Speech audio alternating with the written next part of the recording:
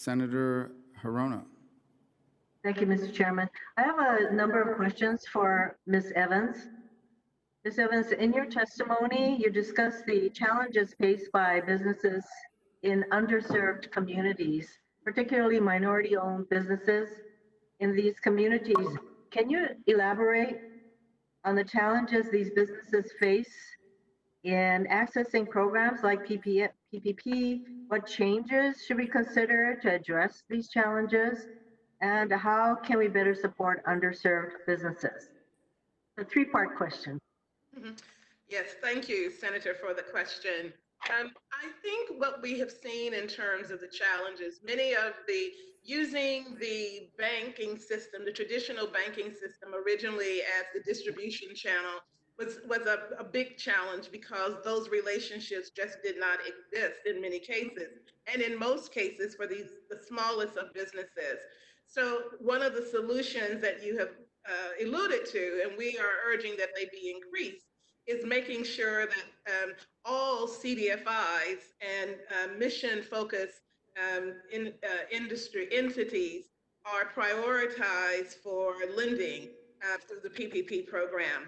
Another challenge that we also noted was that the first come situation that businesses were locked out of. Our smallest businesses were just locked out of. And so again, we need to be able, as AEO is recommending, to target the smallest of businesses, target and dedicate businesses with 10 or fewer employees so that they are able not only to eventually get in line, but to be the line and be in front of that line. And then the third challenge I think many of the businesses face was just having clear information. Again, they did not have the information. They didn't have a trusted entity to go to. And so by now working through CDFIs, by now making sure that the smallest of these businesses get in the line and are first and only in the line, I think will go far in addressing the challenges that we saw many of these smaller businesses face. Ms. Evans, have we done enough to ensure that CDFIs have the money that they can loan to small businesses? Have we done enough, or is that still something we need to address in the next COVID bill?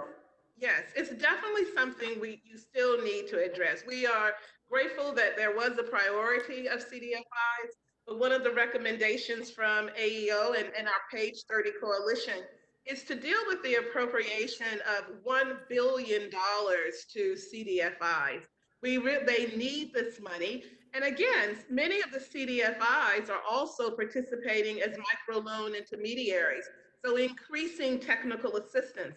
Many of the businesses need both. They need the lending, but they also need technical assistance and trusted guidance, which also can come from CDFIs and other mission-focused or nonprofit organizations. I think also, lastly, that extension and the flexibility of guarantees to the entities, the CDFIs that actually make loans in low-income communities, making sure that all of those loans have guarantees are also necessary. Ms. Evans, I'm glad you mentioned the need for technical assistance for the smaller businesses, because what happens is that without that kind of assistance, they really don't have as much of a wherewithal to access the loan programs and the EIDL programs, any of the programs. So should we have set aside some money for technical assistance to be provided to the small businesses that you're referring to? Yes, definitely, Senator. We need a set aside for increased technical assistance.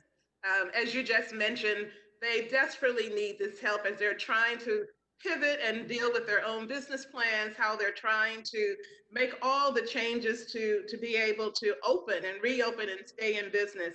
They really need mentors and technical assistance. And so the increase in that in this program even would be greatly appreciated and necessary. Mr. Chairman, do I have room for, time for another question? Yes, go ahead. I can't tell. Yep.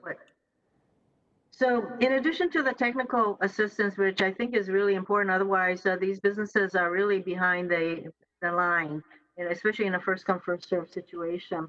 Should there be, Ms. Evans, some sort of an ombudsman or somebody who can help them navigate the kind of complexities that we understand SBA and Treasury has put out for PPP loans? Yes, we actually support very strongly the setup that the Senator Cardin and others have recommended, that we have a new office for emerging businesses within the program. We think that will actually be very helpful in ensuring that these businesses actually have access to the services and resources they need, since they are truly the hardest hit. So such a program we are very much in favor for. Thank you, Ms. Evans. Thank you, Mr. Chairman. Thank you. You're back. Thank you.